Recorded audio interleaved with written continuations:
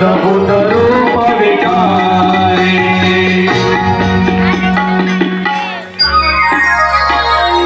आणि आता दशरथजी महाराजांना सुद्धा सुंदर स्वप्न पडलं शुक्ल पक्ष आणि नवमी तिथी उजाडली चैत्र मास त्यात शुद्ध प्रत्यक्ष प्रभू रामचंद्राचा जन्म त्या दशरथजी महाराजांच्या घरी झाला बोलो प्रभू रामचंद्र भगवान की जय चैत्र मास त्यात शुद्ध नवमी तिथी दोन प्रहर कादशिरी सूर्य थांबला दोन प्रहर कादशिरी सूर्य थांबला राम जन्मला प्रसक्ती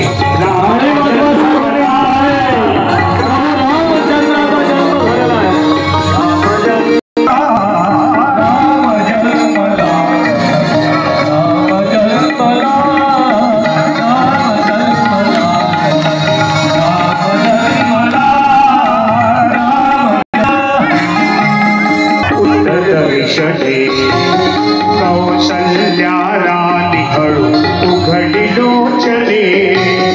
टिपुनी जायमाय स्वतः पुत्र दर्शने उघडले आशु सुखी कंठ दाटला उघडले आशु सुखी कंठ दाटला राम जन्मला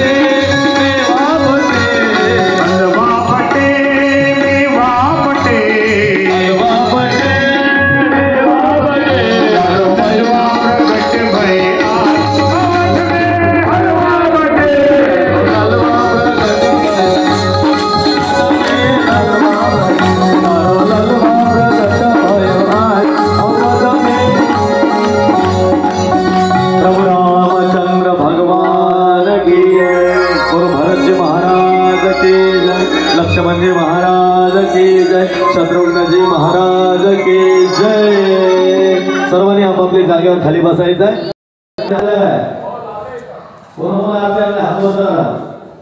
दिवे का त्याच्या म्हणून ज्या ज्या घरातलं ते दिवंगत झाले असतील निघून गेले असतील त्यांना आपण शेवटच्या दिवशी श्रद्धांजली अर्पण करणार जिथे कुठे ते आपले गेलेले आपल्या घरातून आत्मे असतील त्यांच्या पावन आत्म्याला भगवंतांनी शांतीचा आजचा 4-5 दिवस आहे 3 दिवस शिल्लक राहिले सर्वांनी जास्तीत जास्त संख्येने भगवंत कथेमध्ये यावं मग तो कोणी धर्माचा कोणी पंथाचा कोणी जातीचा कोणी संप्रदाय असो त्यांनी भागवत मध्ये आलोच पाहिजे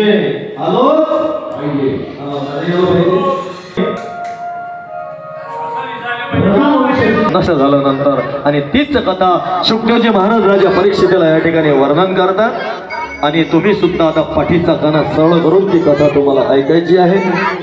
कारण भगवान श्रीकृष्णाचा जन्म कोण्या दिवशी झाला अष्टमीला कोण्या दिवशी मग अष्टमीला झाला नंबर 8वा आहे मग त्याला तुम्ही आठवल्याशिवाय तो मंडपात येणार नाही म्हणून त्याला आठवायचं आहे हात जोडून बसायचा आहे पाठीचा काना सरळ करून बसायचा आहे भगवंताचं चिंतन आपल्या मनापर्यंत दिवे पोचून द्या आता आहे ना दिवे संपलेले आहे बस कोणत्या माणसाच्या हाती दिला व्हिडिओ आवडे खतम झाला कारण सर्वांच्या हाती लाईट बंद होईल त्यावेळेस असं वाटेल सर्वांना की आपण स्वर्गात बसलेला आहे हा आनंद तुम्हाला या ठिकाणी प्राप्त करून द्यायचा आहे हे जे दिवे आहे ना तुम्हाला ते दिवे लावायला सांगितलं होते सध्या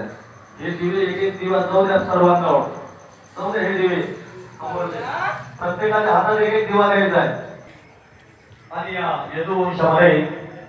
एक कंस नावाचा एक राक्षस निर्माण झाला आणि या कंसाने संपूर्ण पृथ्वीवर अत्याचार निर्माण केले असं म्हणतात कंसाच्या काळामध्ये एकही स्त्री सुरक्षित राहिली होती म्हणून सर्व देवी देव धारण करायला लागले कधी असील मनमोहना कधी असील मनमोहना पाहण्या भारता फुला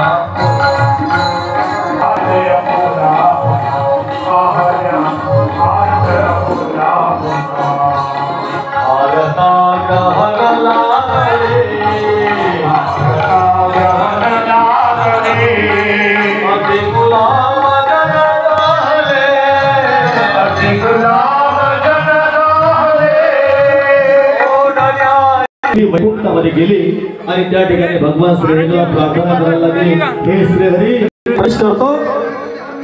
आणि उग्रसेनाला भयंकर वाईट वाटलं अरे मूर्ख कंसा अरे एवढं परम पवित्र असं कार्य चालू आहे आणि तो रक्ताने माखलेले हात घेऊन चालला अरे कंसा अरे पुत्र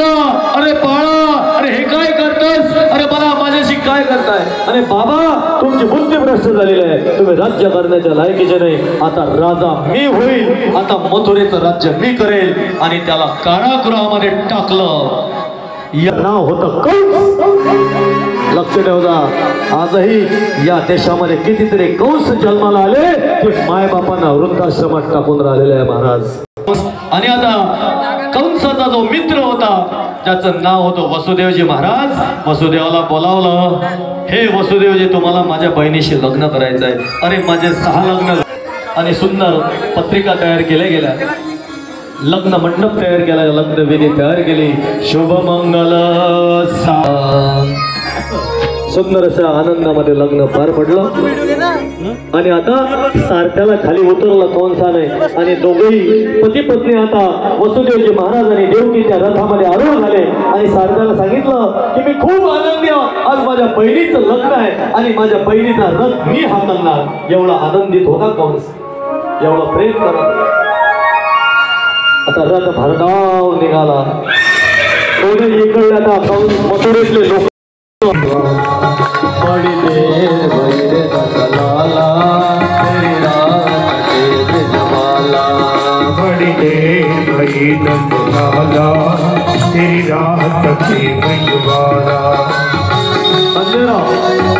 इकडले जे पुरुष मंडळ थोडे मागे सारखा अरे पाल पाल एक से काहे मुरली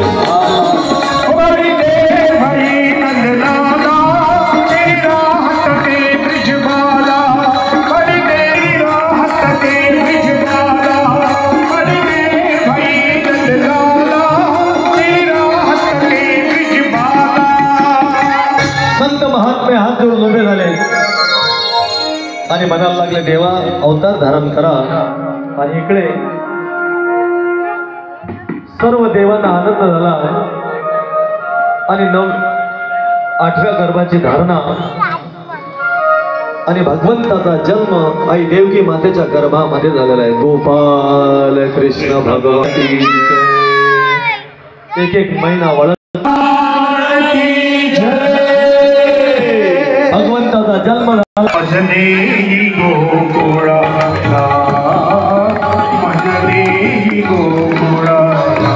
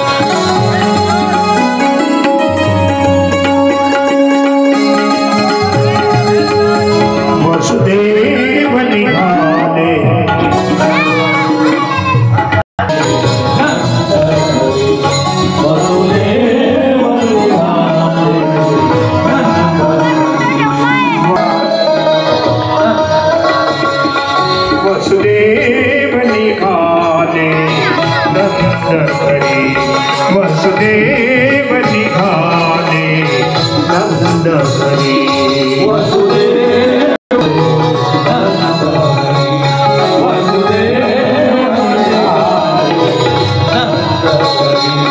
देवोनी जग जेठी अपुले श्री जग जेठी अपुले श्री वसुदेव निघाले नंद हरी वसुदेव गोपाल कृष्ण भगवान की जय।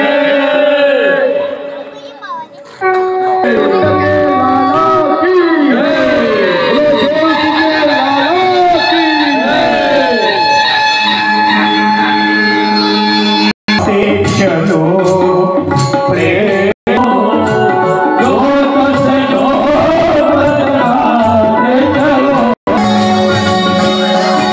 जिसका न कोई संगी सा